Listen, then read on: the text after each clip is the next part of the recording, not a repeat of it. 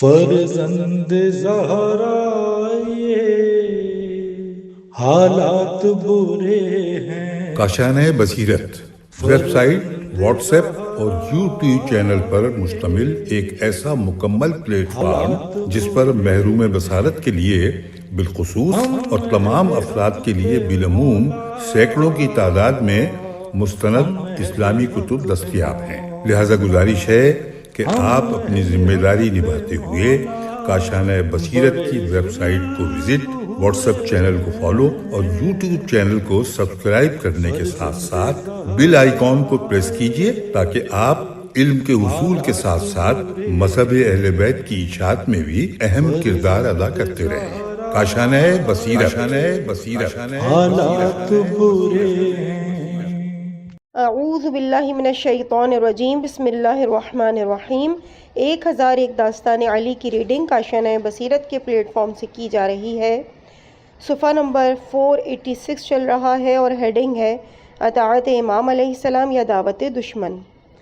جنگ صفین کے دن بنی ہاشم کے ایک فرد جو یاران علی میں سے بھی تھے اور خاندان علی سے بھی ان کا تعلق تھا، ان کا نام عباس ابن ابی ربیعہ تھا، میدان میں کھڑے تھے۔ فوج کے ایک طرف اس واقعے کا نقل کنندہ عبد العارث تھا۔ اچانک شام کی طرف دشمن کے لشکر کا ایک مرد شامی جس کا نام قرار بن ادھم تھا نے جنگ کی درخواست کی۔ عباس نے کہا کہ میں اس شرط پر آؤں گا کہ تم خود گھوڑے سے نیچے اتر آؤ۔ دونوں گھوڑے سے نیچے اترے، دونوں ہی شجاعت اور بہادری میں مانے ہوئے تھے۔ اب دونوں افواج کے تمام تر حواس ان دو اشخاص کی طرف متوجہ ہو گئے۔ انہوں نے جنگ کا آغاز کیا مگر ان دونوں میں سے کوئی بھی ایک دوسرے کو ایک ضرب بھی نہ لگا سکا۔ عبد العارث کہتا ہے کہ میں عباس کی پشت پر تھا، اچانک عباس کی نظر قرار بن ادھم پر کی زرہ کے نیچے والے سوراخ پر پڑی۔ اس نے ہاتھ ڈال کر اس کو پارا پارا کر دیا اور نیزے سے ایک ضرب اس کو لگائی۔ ایک مرتبہ اہل عراق کی تکبیر بلند ہوئی اور کفار کے لشکر میں ایک اضطراب سا پھیل گیا۔ پھر عباس نے اس کا سر تن سے جدا کر دیا۔ عبد العارث کہتا ہے کہ میں نے اپنے سر کے پیچھے محسوس کیا کوئی آیات قرآنی تلاوت کر رہا ہے۔ دیکھا تو علی ابن ابی طالب علیہ السلام تھے۔ مجھ سے پوچھنے لگے کہ ابھی کس نے جنگ کی ہے؟ میں نے کہا وہ عباس تھا۔ فرمایا کہ اس سے کہو میرے پاس آئے۔ میں نے اسے جا کر کہا کہ وہ خدمت آقا میں حاضر ہو۔ میں نے دیکھا کہ علی جلال میں آ گئے۔ فرمایا کہ تو نے میری اجازت کے بغیر جنگ کیوں کی؟ کیا میں نے نہیں کہا تھا کہ میدان میں نہ جانا؟ عباس نے کہا کہ میں میدان میں جانے سے رہ نہ سکا۔ امام نے فرمایا تجھ پر اطاعت امام واجب تر ہے، اس مرد شامی کی اطاعت فرض نہیں ہے۔ پھر حضرت کا غصہ فرو ہوا اور پھر امام نے آسمان کی طرف سر اٹھا کے عرض کیا خدایا میں نے عباس کو معاف کیا، اب تو بھی اس کو معاف کر دے۔ جب معاویہ کو پتہ چلا کہ یہ قتل ہو چکا ہے وہ بہت ناراض ہوا، کہنے لگا کہ تم میں سے جو کوئی عباس ابن ابی ربیعہ کو مار ڈالے گا میں اس کو سونے کے 100 برتن اور 100 تولے دوں گا۔ شجاعان لشکر میں سے 2 اشخاص جو قبیلہ بنی لوخت یا لوخت میں سے تھے انہوں نے کہا کہ ہم قتل کریں گے۔ چنانچہ وہ میدان میں آئے، عباس کو آواز دی، جنگ کے لیے للکارا۔ عباس کہنے لگا کہ مجھے امیر المومنین کی طرف سے اجازت جنگ نہیں ہے، اگر امام اجازت دیں گے تو میں آ جاتا ہوں۔ چنانچہ خدمت امام میں حاضر ہو کر عرض کیا کہ مجھے وہ جنگ کے لیے بلا رہی ہیں۔ حضرت نے فرمایا کہ معاویہ چاہتا ہے کہ بنی ہاشم میں سے کوئی بھی روئے زمین پر نہ رہے۔ کہتے ہیں عباس کا قد اور جسامت بالکل حضرت علی علیہ السلام کا سا تھا۔ اب علی نے عباس کا لباس لیا، اس کا خود، تلوار اور گھوڑا پکڑا اور میدان میں چل دیے۔ انہوں نے علی کا مذاق اڑایا کہ تمہارے سردار نے تمہیں اجازت دے دی ہے۔ علی نے فوراً ایک آیت پڑھی، اللہ تعالیٰ نے ان لوگوں کو اذن جنگ دیا جو ظلم کا شکار ہوئے۔ حضرت علی علیہ السلام نے جنگ کی، ان کو مار ڈالا اور لوٹ آئے۔ عباس کے ساتھ لباس تبدیل کیا۔ معاویہ تک خبر پہنچی۔ معاویہ کہنے لگا حیف ہو مجھ پر، میری ڈٹائی کی وجہ سے یہ 2 شجاع بھی مارے گئے۔ عمرو عاص کہنے لگا کہ حیف ان پر جو قتل ہوئے۔ معاویہ کہنے لگا یہ شوخی کرنے کا وقت نہیں ہے۔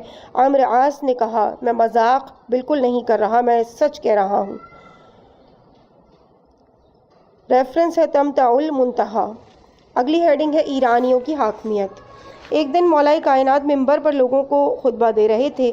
اس وقت ایک شخص حضرت کے قریب آیا اور آہستہ سے امام کے کان میں کوئی بات کہی۔ حضرت کے چہرے پر غصے کے آثار نمایاں ہوئے۔ حضرت نے خاموشی اختیار کی۔ اچانک اشعث ابن قیس محفل میں لوگوں کے سروں کو پھلانگتا ہوا تیزی کے ساتھ منبر پر امام کے قریب ہوا۔ عرض کیا، یا علی، یہ سر پھرے ایرانی آپ کے سامنے ہم پر غالب آ گئے، لیکن آپ نے کوئی روک تھام نہیں کی۔ صعصع بن سوحان امام کے باوفا ساتھی تھے۔ انہوں نے توہین آمیز بات سنی تو اشعث کی پشت پر ہاتھ مار کر کہا، انا للہ و انا الیہ راجعون۔ امام اگرچہ اشعث کی بات پر سخت غصے میں تھے، مگر انہوں نے عوام کو واضح نصیحت کرتے ہوئے فرمایا، یہ لوگ دن کے وقت بھی نرم بستروں میں پڑے آرام کرتے رہتے ہیں، اور وہ ایرانی دن کے وقت خوشنودی خدا کی خاطر سرگرم عمل رہتے ہیں۔ عرب کہتے ہیں کہ میں ان کو اپنے سے دور کروں تاکہ ظالم کہلاؤں۔ قسم ہے اس خدا کی جس نے دانے کو شگافتہ کیا، آدمی کو پیدا کیا، میں نے حضور سے سنا، وہ فرماتے تھے، خدا کی قسم جس طرح تم لوگ شروع میں ایرانیوں پر فاتح اور حاکم تھے، آئندہ ایرانی بھی تم پر حاکم اور غالب ہو جائیں گے اور تمہاری سر کو بھی کریں گے۔ اگلی ہیڈنگ ہے علی کا سلوک غلاموں کے ساتھ۔ حضرت امام محمد باقر علیہ السلام نے فرمایا، حضرت علی اپنے زمانہ خلافت میں اپنے غلام قمبر رضی اللہ تعالیٰ عنہ کے ساتھ کپڑے کی دکان پر گئے۔ دکاندار سے کہا کہ تم مجھے 2 جوڑے کپڑے دو گے؟ اس شخص نے عرض کیا، اے مومنین کے آقا، جو چیز آپ کو مطلوب ہے وہ میرے پاس ہے۔ حضرت علی نے جب یہ دیکھا کہ اس دکاندار نے آپ کو پہچان لیا ہے اور امیر المومنین کہہ کر مخاطب ہوا ہے، انہوں نے اس کے ساتھ کوئی معاملہ نہ کیا اور نکل کر دوسرے دکاندار کی دکان پر آ گئے۔ یہ دکاندار نسبتاً جوان اور کم عمر تھا۔ اس کے پاس رکے، مطلوبہ لباس خریدے۔ اس کی قیمت 2 درہم تھی۔ ایک کی قیمت 2 درہم تھی، دوسرے کی 3 درہم۔ قمبر نے سے فرمایا کہ 3 درہم والا لباس تم لے لو۔ قمبر نے عرض کیا کہ میرے مولا، مناسب تو یہی لگتا ہے کہ آپ 3 درہم والا لباس پہنیں، کیونکہ آپ منبر پر تشریف لے جاتے ہیں، ہر طرح کے لوگوں سے ملاقات کرتے ہیں، آپ کا لباس بہتر ہونا چاہیے۔ لیکن حضرت نے فرمایا، تو جوان ہے اور دوسرے جوانوں کی طرح شان و شوکت کی طرف زیادہ راغب ہے، اس کے علاوہ مجھے اپنے خدا سے حیا آتی ہے کہ میرا لباس تم سے بہتر ہو، کیونکہ میں نے لسان رسالت صلی اللہ علیہ وآلہ وسلم سے سنا، انہوں نے فرمایا، ان کو بھی وہی لباس پہناؤ جو خود پہنتے ہو اور وہی غذا کھلاؤ جو خود کھاتے ہو۔ لہٰذا جب وہ حضرت 2 جوڑے لباس خریدتے تو بہتر ہوتا اپنے غلام قمبر کو دے دیتے۔ اب کی بار بھی جس لباس کی آستینیں لمبی تھیں وہ انہوں نے اپنے لیے لے لیا اور زائد آستینوں کو کاٹ کر پیراہن کو زیر استعمال لائے۔ اگلی ہیڈنگ ہے پیروی پیغمبر صلی اللہ علیہ وآلہ وسلم۔ سوید ابن غفلہ نامی حضرت علی علیہ السلام کے ایک صحابی نقل کرتے ہیں کہ میں نے ایک روز بعد از ظہر کھانے کے وقت میں امیر المومنین علی علیہ السلام کے در دولت پر شرف یابی حاصل کی۔ میں نے دیکھا کہ وہ حضرت دسترخوان کے کنارے بیٹھے ہیں اور سوکھی روٹی ان کے ہاتھ میں ہے جس پر جو کے چھلکے نظر آ رہے تھے۔ میں حضرت کی خادمہ فضہ کے پاس گیا اور کہا، اے فضہ، ان بزرگ شخصیت کا خیال کیوں نہیں رکھتی؟ تم ان کو چھنے ہوئے آٹے کی روٹی کیوں نہیں دیتی؟ اس روٹی میں اس قدر چھان ہے۔ فضہ عرض پرداز ہوئیں، کہنے لگیں کہ وہ خود حضرت کا حکم ہے کہ آٹے کو چھانا نہ جائے۔ وہ نقل کرتا ہے کہ میں دوبارہ جناب امیر کے حضور میں آیا اور فضہ کی کہی ہوئی بات ان تک پہنچائی۔ پتہ چلا علی نے یہ روش جناب رسول خدا صلی اللہ علیہ وآلہ وسلم سے اپنائی ہے۔ فرمایا، میرے ماں باپ حضور پر فدا ہوں، انہوں نے کبھی چھنے ہوئے آٹے کی روٹی نہیں کھائی۔ اگلی ہیڈنگ ہے مکہ کے عوام اور بیعت امام علیہ السلام۔ جب شہر مکہ فتح ہو گیا اور جناب رسول خدا صلی اللہ علیہ وآلہ وسلم نے ان پر غلبہ حاصل کر لیا تو وہ اسلام کے گرویدہ ہو گئے۔ اس سے پہلے حضور کے دور حیات میں ان کا سابقہ اسلام بہت مضبوط نہیں تھا۔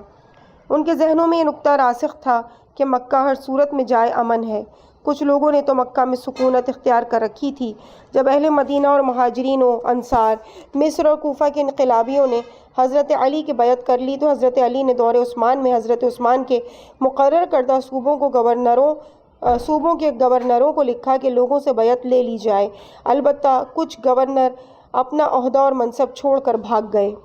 جناب امیر نے خالد بن عاص نامی مکہ کے گورنر کو ریاست مکہ میں مستقل عہدہ دیا اور اس سے فرمایا کہ عوام سے بیعت لے لو۔ لوگوں نے بیعت سے نافرمانی کی۔ حضرت علی علیہ السلام کے کچھ مخالفین مکہ میں تھے جو حج کے موقع پر آئے ہوئے تھے اور اپنے شہروں کو ابھی واپس نہیں گئے تھے۔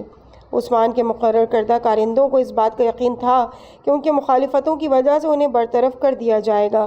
ایسی صورتحال میں جبکہ اہل مکہ نے بیعت جناب امیر سے انکار کیا تو قریش کے ایک جوان جس کا نام عبداللہ بن ولید بن زید تھا، اس نے حضرت علی کے ہاتھ کا لکھا ہوا مکہ کے گورنر کا خط پکڑا، اس کو چبایا اور چاہے زمزم میں پھینک دیا تاکہ نعوذ باللہ لوگ امام کے خط کی بے حرمتی کریں۔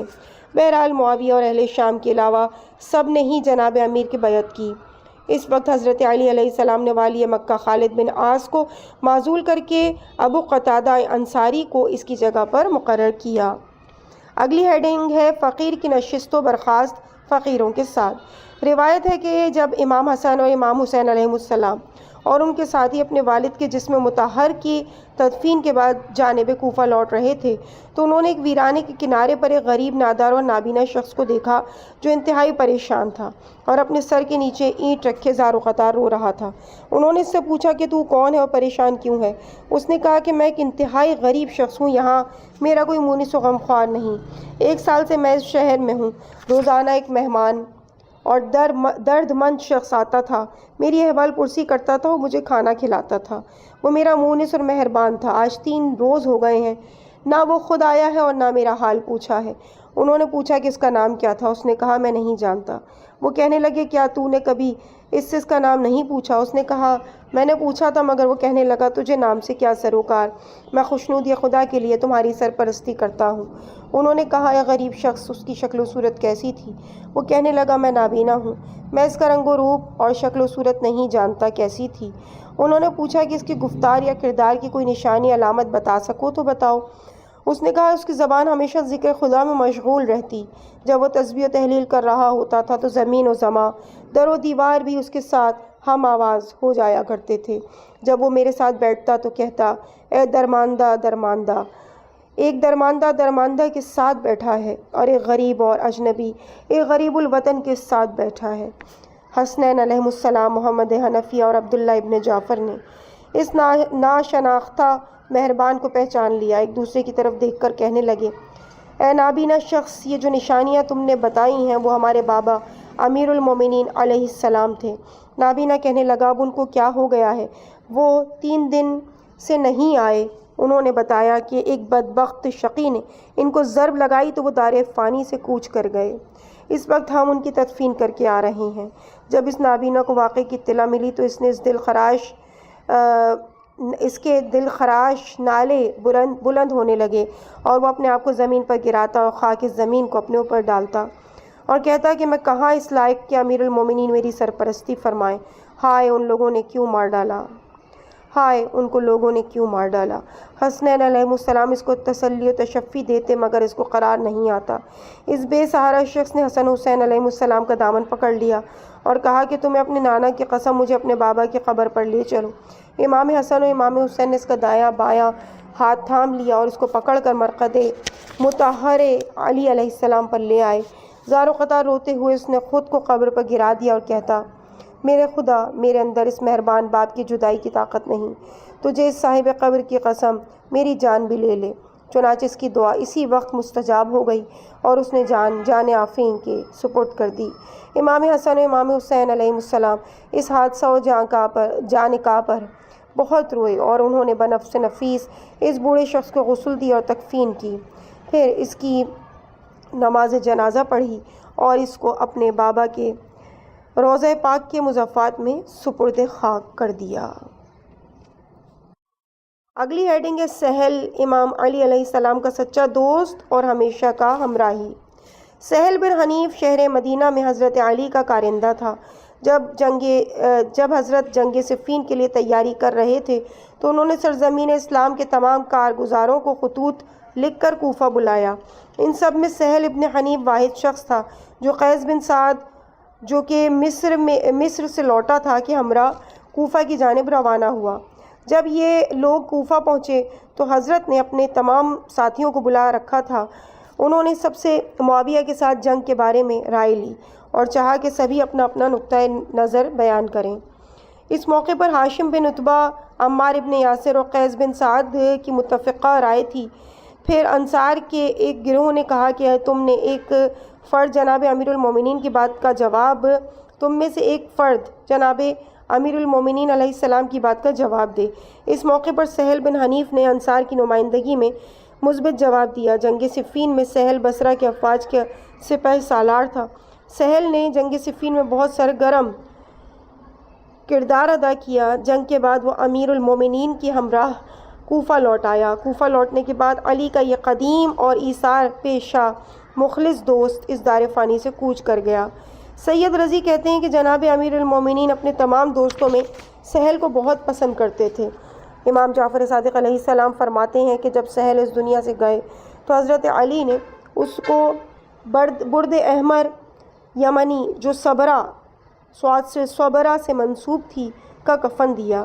امام باقر علیہ السلام سے منقول ہے کہ آپ نے فرمایا کہ جناب رسول خدا صلی اللہ علیہ وآلہ وسلم نے حمزہ کے جنازے پر 70 تکبیریں کہیں اور حضرت علی نے سہل کے جنازے پر 25 مرتبہ تکبیر کہیں۔ یہ تکبیریں اس کے جنازے پر 5 مرتبہ کر کے پڑھی گئیں۔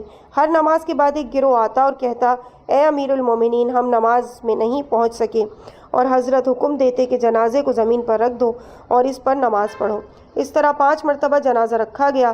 سہل پر خدا کی رحمت ہو کہ اس نے انتہائی پر افتخار زندگی گزاری، اور وہ جب اس دنیا سے گئے علی ان سے راضی تھے۔ اس کے بعد اگلی ہیڈنگ ہے شیطان کی آواز۔ ایک دن دریائے فرات کے کنارے حضرت علی علیہ السلام موجود تھے۔ حسن بصری نے ایک برتن پانی سے بھرا اور اس میں سے تھوڑا سا پی کر باقی زمین پر گرا دیا۔ جناب امیر المومنین نے فرمایا کہ تو نے اس کام میں فضول خرچی کی ہے، کیونکہ تم نے بقایا پانی دریا کی بجائے زمین پر بہا دیا۔ حسن بصری نے اس بات پر اعتراض کیا اور کہا کہ آپ زمین پر مسلمانوں کا خون بہانے میں اسراف نہیں کرتے کیا؟ مجھے کہتے ہیں کہ میں نے اتنا سا پانی بہا کر اسراف کیا ہے۔ حضرت فرمانے لگے، اگر میں نے مسلمانوں کا خون بہایا ہے تو تم نے ان کی مدد کیوں نہیں کی؟ ہمیشہ تم نے شورشیوں کے ساتھ مل کر مجھ سے جنگ کی ہے۔ جس نے کہا، میں تو جنگ کے لیے آمادہ ہو گیا ہوں اور میں نے جنگی ہتھیار تک پکڑ لیے تھے کہ میں شامیوں کا ساتھ دوں، لیکن جیسے ہی میں گھر سے باہر آیا تو آسمان سے ایک صدا آئی کہ قاتل اور مقتول دونوں جہنمی ہیں۔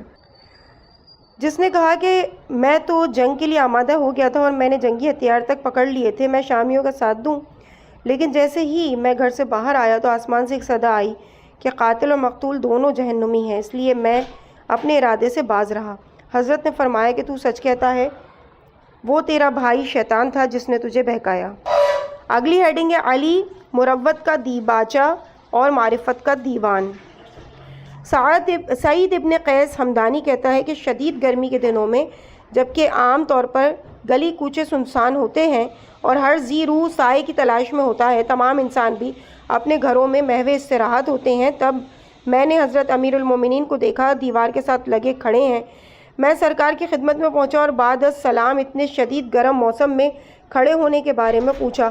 فرمایا، مجھے تو مظلوموں کی داد رسی نے گھر سے باہر نکلنے پر مجبور کیا ہے۔ ابن ابی الحدید اپنی شرح نہج البلاغہ میں کہتا ہے کہ امیر المومنین علی علیہ السلام نے بیت القصص کے نام سے ایک گھر بنا رکھا تھا جہاں عوام اپنی درخواستیں اور شکایتیں لے کر آیا کرتے تھے۔ علی مروت کا دیباچہ اور معرفت کا دیوان ہے۔ وہ جوان مردوں پر لشکر کشی بھی کرتے ہیں اور متقین کے سردار بھی ہیں۔ کل روز قیامت ہر کوئی اپنے لیے کسی نہ کسی سے شفاعت کا طلبگار ہوگا۔ اس وقت ہمارا ہاتھ ہوگا اور دامن مرتضیٰ صلوات اللہ علیہ ہوگا۔ اگلی ہیڈنگ ہے حقوق کی برابری۔ حضرت علی علیہ السلام سلطنت اسلامی پر متمکن ہوئے۔ جب حضرت علی علیہ السلام سلطنت اسلامی پر متمکن ہوئے تو منبر پر جا کر بعد از حمد و ثنائے پروردگار فرمانے لگے، خدا کی قسم جب مدینے میں ایک کھجور کا درخت میری ملکیت تھا میں نے اس وقت بھی بیت المال سے کبھی کچھ نہیں لیا۔ اب آپ خود سوچ لیں کہ جب میں مسلمانوں کے بیت المال سے اپنے آپ کو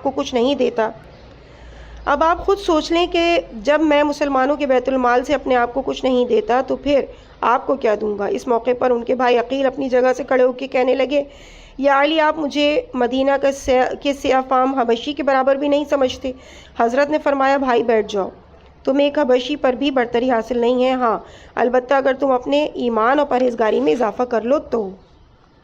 اگلی ہیڈنگ حضرت علی علیہ السلام اور حضرت عیسیٰ میں مشابہت۔ ہم میں سے اکثر و بیشتر نے ایک زناکار عورت کی داستان سنی ہے جس کو حضرت عیسیٰ علیہ السلام کے پاس لایا گیا اور اس کو سنگسار کیا جائے، لیکن حضرت عیسیٰ نے لوگوں سے کہا تم میں سے جس شخص سے کوئی لغزش سرزد نہیں ہوئی ہے بس وہی سنگسار کرے۔ تمام لوگوں نے سر جھکا لیے اور وہاں پر سوائے حضرت عیسیٰ علیہ السلام کے اور ان کے حواریوں کے کوئی باقی نہ رہا۔ اسی طرح ایک عورت نے حضرت علی کے پاس آ کر گناہ کا اقرار کیا۔ حضرت نے فرمایا کہ منادی سے کہو کہ تمام لوگوں کو جمع کرے۔ اب حضرت نے حمد و ثناء پروردگار کے بعد فرمایا کہ میں کل اس عورت کو لے کر آؤں گا تاکہ اس پر شرعی حد جاری کی جائے۔ آپ بھی اپنے ہاتھوں سے مٹھی بھر پتھر لے کر آ جائیں۔ اگلے دن حضرت علی علیہ السلام اس زناکار عورت کو میدان میں لائے۔ لوگ بھی پتھروں سمیت جمع ہو چکے تھے۔ حضرت علی بھی ایک خچر پر سوار ہوئے اور اپنے گوش مبارک پر انگلی رکھ کر بلند آواز سے فرمایا، اے لوگوں، خدا تعالیٰ نے اپنے نبی آخر الزمان سے وعدہ کیا ہے۔ انہوں نے مجھ سے وعدہ فرمایا کہ جو خود لائق حد ہے وہ حد کے اجرا میں شرکت نہ کرے، لہٰذا اس وقت بھی جس شخص پر بھی اس عورت جیسا گناہ ہے اس کو اس عورت پر حد جاری کرنے کا کوئی حق نہیں ہے اور وہ اس کو پتھر مارے۔ چنانچہ سن کر صرف امام اور ان کے دو فرزندان حضرت امام حسن امام حسین علیہ السلام کے علاوہ باقی تمام لوگ پلٹ گئے، جس طرح حضرت عیسیٰ علیہ السلام اور ان کے حواریوں کے علاوہ باقی تمام لوگ شرمندگی سے لوٹ گئے تھے۔ اگلی ہیڈنگ ہے حضرت علی علیہ السلام کا حسب و نسب۔ حضرت علی علیہ السلام کا حسب و نسب۔ حسن بصری کہتے ہیں کہ ایک دن حضرت علی علیہ السلام نے منبر پر فرمایا کہ آیا تمہارے درمیان ایسا کوئی شخص ہے جو میری نسبت بتا سکے، وگرنہ اپنا تعارف میں خود کرواؤں۔ ایک سناٹا سا چھا گیا۔ حضرت فرمانے لگے، میرا نام زید ہے، میرے والد کا نام عبد مناف ابن عامر ابن عمرو بن مغیرہ بن زید بن کلاب ہے۔ ابن قوہ نے مجمع میں سے اٹھ کر کہا، اے علی، ہم تیرا کوئی نسب نہیں پہچانتے الا یہ کہ تو علی فرزند ابو طالب ابن عبد المطلب بن ہاشم بن عبد مناف بن قصی بن کلاب ہے۔ امیر المومنین علیہ السلام نے اس سے فرمایا، اے کمینے اور ذلیل شخص، تو خاموش رہ۔ میرے باپ نے میرا نام زید رکھا اپنے جد قصا کے نام پر، اور میرے باپ کا نام عبد مناف ہے۔ ابو طالب ان کی کنیت ہے اور ان کے نام پر غالب آ گئی ہے۔ عبد المطلب کا نام عامر ہے، ان کا لقب بھی ان کے نام پر چھا گیا ہے۔ ہاشم کا نام عمرو تھا، اسی طرح ان کا لقب بھی ان کے نام پر مقدم ہو گیا، اور عبد مناف کا نام مغیرہ ہے، ان کا لقب بھی ان کے نام سے زیادہ معروف ہو گیا۔ اسی طرح قصا یا قصی کا نام زید تھا، عربوں نے ان کو مجمع کا لقب دیا ہوا تھا کیونکہ انہوں نے لوگوں کو مکے کے مضافات سے جمع کیا تھا۔ اسی طرح ان کا لقب بھی ان کے نام پر غالب آ گیا۔ پھر فرمایا کہ عبد المطلب کے 10 نام تھے، ان میں سے عبد المطلب شیبہ اور عامر ہے۔ اگلی ہیڈنگ ہے علی علیہ السلام شاہ مرداں۔ جنگ صفین میں معاویہ نے افواج علی ابن ابی طالب پر پانی بند کر دیا تھا اور ان کے لیے چشمے تک پہنچنے کے لیے جگہ جگہ رکاوٹیں کھڑی کر دی تھیں۔ اصحاب امام پکار اٹھے کہ یا علی، ہمارے جانور پیاسے ہیں، خود ہم بھی بہت پیاسے ہیں۔ حضرت نے فرمایا کہ ان کو پانی کیوں نہیں دیتے؟ عرض کیا کہ دشمنوں نے ہم پر پانی بند کر دیا ہے، جاؤ اور دشمن سے مقابلہ کر کے یہ راستے کھول دو۔ چنانچہ دشمن سے جھڑپ کرنے کے بعد سپاہی علی فتح یاب ہوئی۔ جب یہ لوگ پلٹے تو مولا علی نے غور کیا کہ ان میں سے کچھ لوگ نہیں آئے۔ جناب امیر نے باز پرس کی تو عرض کیا کہ یا علی، انہیں ہم نے گھاٹ پر نگہبان مقرر کر دیا ہے، ایسے ہی جیسے انہوں نے ہمارا ناطقہ بند کیا تھا، اب ہم یہ اقدام کر کے تلافی کر رہے ہیں۔ حضرت علی فرمانے لگے کہ فوراً ان سے جا کر کہو کہ گھاٹ کو آزاد چھوڑ دو۔ معاویہ نے ہمارے ساتھ برائی کی ہے لیکن ہم اس کے ساتھ برا نہیں کریں گے۔ ایک اور موقع پر جب حضرت اپنی افواج کی صفیں درست کر رہے تھے تو آپ نے سنا کہ ایک سپاہی معاویہ اور اس کے لشکریوں کو دشنام ترازی کر رہا ہے۔ آپ نے استفسار فرمایا کہ یہ بد کلامی کس لیے کر رہے ہو؟ عرض کیا کہ مولا یہ لوگ سراسر اہل باطل ہیں، اس لیے ان کو فحش دے رہا ہوں۔ حضرت نے فرمایا کیا فحش کلامی برحق ہے؟ نہیں، اگرچہ یہ لوگ اہل باطل ہیں، ان کو فحش کلامی اور گالم گلوچ بھی دینا باطل ہے۔ اگلی ہیڈنگ ہے علی صاحب عدالت۔ حضرت علی ابن ابی طالب علیہ السلام کی شہادت کے بعد ایک دن عمار کی بیٹی سودا معاویہ کے پاس آئی اور قبیلہ ہمدان سے تھی۔ معاویہ نے اس کو جنگ صفین میں اس کی کارگزاریوں پر سرزنش کی، پھر پوچھا کہ یہاں کیوں آئی ہو؟ سودا نے کہا اے معاویہ، خدا تم سے ہم عوام کے حقوق اور واجبات کا حساب لے گا۔ تو ہمیشہ ہم پر ایسے حاکم مسلط کر دیتا ہے جو ہماری جانوں کے در پہ رہتے ہیں۔ ابھی دیکھو تم نے بصر بن ارطاح کو بھیجا ہوا ہے، وہ ہمارے مردوں کو مار ڈالتا ہے اور اموال ضبط کر لیتا ہے۔ اگر تم نے اس کو معزول نہ کیا تو ہم علم بغاوت بلند کریں گے۔ معاویہ غضبناک ہوا، کہنے لگا مجھے اپنے قبیلے کا روب دیتی ہو؟ میں تمہیں اس سے بھی بری حالت میں بصر کے پاس بھجواتا ہوں، وہی تمہارے ساتھ نپٹے گا۔ سودا خاموش سی ہو گئی، کہنے لگی درود ہو، سلام ہو اس روح مطہر پر جو لحد میں محو استراحت ہے، وہ پیکر عدالت جس نے پیمان حق کا ہمیشہ پاس کیا، جس نے ایمان کو کبھی کسی کے بھی بدلے میں نہیں دیا۔ معاویہ کہنے لگا کہ یہ تم کس شخصیت کے بارے میں بات کر رہی ہو؟ سودا نے جواب دیا کہ حضرت امیر المومنین علی ابن ابی طالب علیہ السلام کے بارے میں بتا رہی ہوں اے معاویہ۔ سودا نے جواب دیا کہ حضرت امیر المومنین علی ابن ابی طالب کے بارے میں بتا رہی ہوں اے معاویہ۔ ایک روز میں علی ابن ابی طالب کے پاس گئی کہ زکوٰۃ کو جمع کرنے والے کی شکایت کروں۔ جب ان کے پاس پہنچی تو وہ نماز کے لیے اٹھ رہے تھے۔ جب مجھے دیکھا تو نماز پر کھڑے نہیں ہوئے بلکہ انتہائی خندہ پیشانی اور مہربانی سے فرمایا کیا کوئی کام ہے؟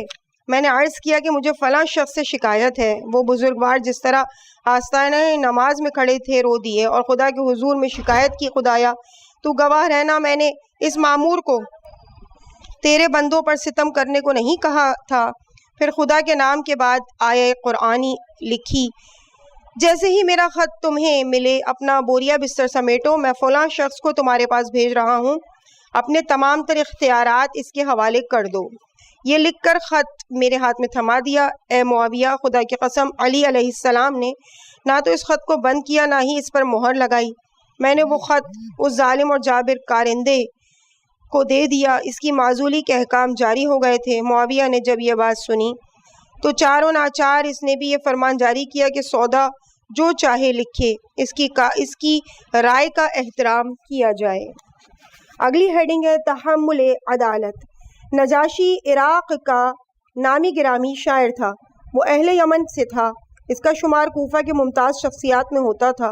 جنگ صفین میں وہ اصحاب علی میں سے تھا۔ ابو سمال اسدی نامی ایک دوست کے اکسانے پر رمضان المبارک کے پہلے روز یہ دونوں افراد کباب و شراب میں سرگرم پائے گئے۔ اسی طرح کے مستی کے عالم میں انہوں نے لڑائی شروع کر دی۔ ان کی آوازوں سے ہمسائے پریشان ہوئے۔ ایک مومن آل رسول صلی اللہ علیہ وآلہ وسلم نے شکایت کر دی۔ حضرت علی نے اس کی حاضری کے احکام جاری کر دیے۔ ابو سمال فرار ہو گیا اور قبیلہ اسدی کے گھروں میں جا کر روپوش ہو گیا، لیکن نجاشی گرفتار ہو گیا۔ حضرت علی کے حکم سے اس کو رات کے وقت قید خانے میں ڈال دیا گیا۔ صبح کو اس نے دربار امیر المومنین میں اثبات جرم کیا۔ اس کو برہنہ تن 80 کوڑے لگائے گئے، پھر 20 کوڑے مزید، کیونکہ اس نے رمضان المبارک کی بے حرمتی کی تھی۔ نجاشی کہنے لگا کہ یہ 80 کوڑے تو شراب خوری کے لیے تھے، اب یہ مزید 20 کوڑے کیوں؟ حضرت علی نے کہا اس لیے کہ یہ عمل بد تو نے ماہ مبارک رمضان میں کیا اور تو نے اللہ کے مہینے کا احترام بھی نہ کیا۔ قبیلہ نجاشی کے تمام افراد محبان علی تھے، ان کا تعلق یمن سے تھا۔ وہ لوگ سخت ناراض ہوئے اور انہوں نے جناب امیر کی پیروی اور اتباع سے روگردانی کی۔ ان میں سے ایک شخص کا نام طارق بن عبداللہ تھا۔ اس نے آگے بڑھ کر حضرت کے حضور میں عرض کی کہ ہم یمن والے آپ کے سابقہ مخلص دوست اور چاہنے والے ہیں۔ ہمیں آپ سے یہ توقع نہ تھی کہ آپ ہمیں اور اپنے دشمنوں کو ایک ہی نظر سے دیکھیں گے۔ آج آپ نے ہماری سابقہ دوستی کا لحاظ نہیں کیا اور کھلے عام نجاشی کو کوڑے لگوائے ہیں تاکہ ہم دوست اور دشمن سب کی نظروں میں ذلیل و خوار ہو جائیں۔ امیر المومنین نے فرمایا کہ دستور الہی کے مطابق گنہگاروں اور مجرموں کے لیے اجرائی عدالت زیادہ سختی سے ہے، مگر دیکھو تو میں نے کیا کیا ہے سوائے اس کے کہ نجاشی کے گناہ کا ارتکاب کیا اور میں نے اس پر خدا کے حکم کے مطابق حد جاری کر دی۔ طارق بن عبداللہ علی کے پاس سے اٹھ کر باہر چلا گیا۔ راستے میں مالک اشتر سے ملاقات ہوئی۔ مالک نے طارق کی علی کے ساتھ بات چیت کے بارے میں سن رکھا تھا۔ بہت ہی ناراضگی کے ساتھ کہنے لگا، اے طارق، تو نے علی علیہ السلام کے ساتھ ایسی بات کی ہے؟ طارق نے کہا، ہاں۔ مالک نے اس کے جواب میں کہا کہ خدا کی قسم ایسا ہرگز نہیں ہے جیسا تو نے کہا ہے۔ ہمارے دل غمناک ہیں اور ہمارے معاملات منتشر اور پریشان ہیں، لیکن ہمارے دل کھلے ہیں اور ہمارے کان فرمان علی کے منتظر ہیں۔ ہمارے درمیان کسی قسم کا کوئی تفرقہ نہیں ہے۔ طارق ناراض ہو کر چلا گیا۔ ابن ابی الحدید کہتا ہے کہ نجاشی طارق کی معیت میں علی کے اجرائے حق و عدالت کے لیے رات کے وقت کوفہ سے فرار ہوا اور شام پہنچ کر اہل معاویہ سے الحاق کر لیا۔ معاویہ نے ایک نظر طارق کو دیکھا اور علی کے لیے ناسزا اور توہین آمیز کلمات کہے اور اپنے دوستوں اور اہل شام کے مجمع میں علی پر دشنام ترازی شروع کر دی۔ طارق برداشت نہ کر سکا، فوراً بغاوت کر کے اٹھ کھڑا ہوا۔ اس وقت وہ اپنی تلوار سے ٹیک لگائے کھڑا تھا۔ کہنے لگا، ہم اپنے پرہیزگار اور عادل امام کی خدمت میں تھے۔ اے معاویہ، تو فخر و مباحت نہ کر اور نہ ہی خوشی کے شادیانے بجا کہ ہم تیرے پاس آئے ہیں اور ہم نے علی کو چھوڑ دیا ہے، بلکہ ہم علی کا عدل برداشت نہیں کر سکے۔ عزیز سامعین، اس مقام پہ ہم ریڈنگ کے اس پارٹ کو یہیں پہ مکمل کرتے ہیں۔ انشاءاللہ اس سے آگے ریڈنگ جاری کی جائے گی۔ الحمدللہ تقریباً 500 صفحات اس کتاب کے مکمل ہو گئے ہیں۔ صفحہ نمبر 501 پہ ہم موجود ہیں اور اگلی ہیڈنگ ہوگی غاضب قاضی، جو کہ ہم اگلی ریڈنگ میں آپ کے سامنے پیش کریں گے۔ التماس دعا۔